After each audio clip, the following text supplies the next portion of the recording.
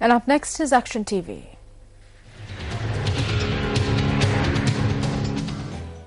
The Konga, however, which provides water for farming in the Katugahagalge area in Badal Kumbura Monaragala, was last renovated in 1962. While 90 families used water from this tank for farming at the time, that number has now grown to 723 families. The main obstacle being faced by these farmers at present is that they do not receive sufficient water for their fields. Although farmers have constantly brought this to the attention of the public representatives in the area since 1994, no action has been taken. With floods inundating the area in 2009, the situation turned for the worse.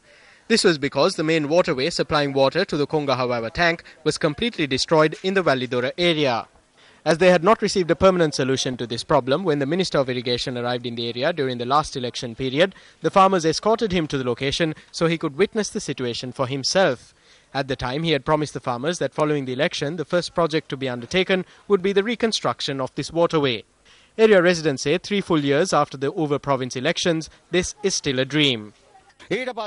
When we went to the Chief Minister, he said that his father had looked after this project and that the project was implemented by his grandfather and that something must be done about it. He called in an official at the office and instructed him to speedily resolve this. Then an engineer called Gunasinghe from the Buttala farming area came here with some officials, did some measurements and made an estimate. Accordingly, the engineer had told the farmers that reconstruction would commence on the 1st of January 2011 at a cost of 3.9 million rupees. Over a year since this statement was made, the broken section of this waterway is still being maintained only through the efforts of the farmers. Shouldn't measures be taken to ensure that farmers do not have to resort to such action until the next election period comes along? Chief Minister of the Over province, for your urgent attention.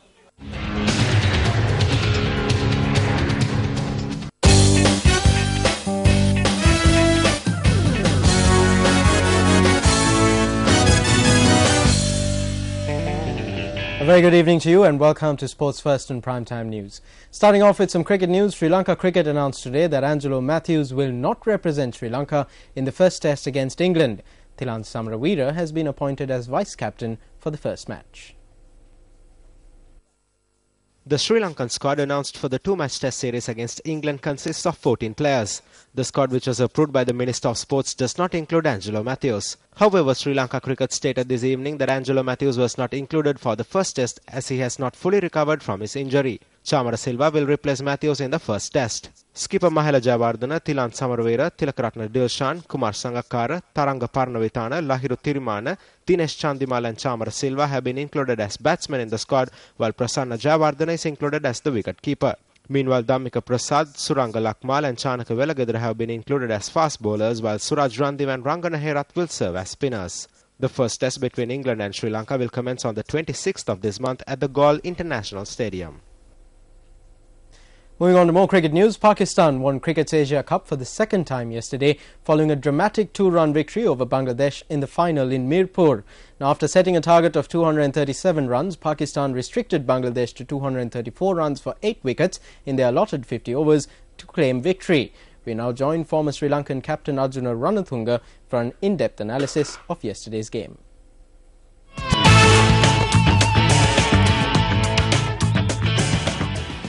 Bangladesh won the toss and put Pakistan into bat, and Pakistan got into a major mess, lost a couple of early wickets, but Mohammad Hafiz played a very important anchor role. Then there were contributions from Umar Akmal, Assam and then Shahid Afridi. Then the wicket-keeper Ahmad also played a very crucial innings in the latter part. The Bangladeshi bowling, they bowled at the right areas, right places. The length was good enough. Bangladesh gave something like 18 runs in the last over. I think that might be the crucial point of this particular game. When Bangladesh started, they had a very good opening stand. Tamim Iqbal played an anchor role and supported by Hussain and Shakibul Hasan. I thought Shakibul Hasan was the key figure in this Bangladesh tour. And he kept this team together. On the other hand, Pakistan looked more experienced side, especially Ajmal got rid of some of the top batsmen, and it was a very good professional team effort by the Pakistanis. I think I should mention something what I saw after the game. When Bangladeshis came out and most of them were crying, I think they were very disappointed to disappoint their own public. You could see the Bangladeshis, how they felt when they lost this particular game. If they have this commitment, if they have this need to win, I'm sure that they will go from strength to strength.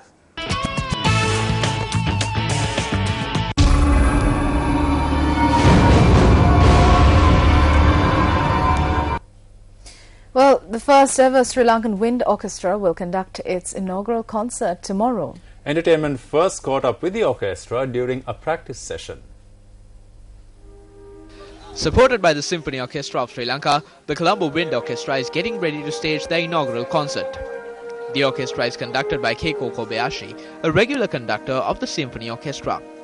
Dr. Abe Sekara, who will be playing the clarinet in the newly formed orchestra, is himself an associate conductor of the Symphony Orchestra. This is the first time that we are having a symphonic wind orchestra in concert in Sri Lanka.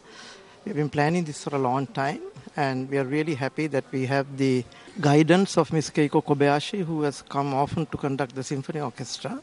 And now today she is here conducting the Colombo Wind Orchestra, which consists entirely of wind players. We hope that people will come for the concert and enjoy themselves.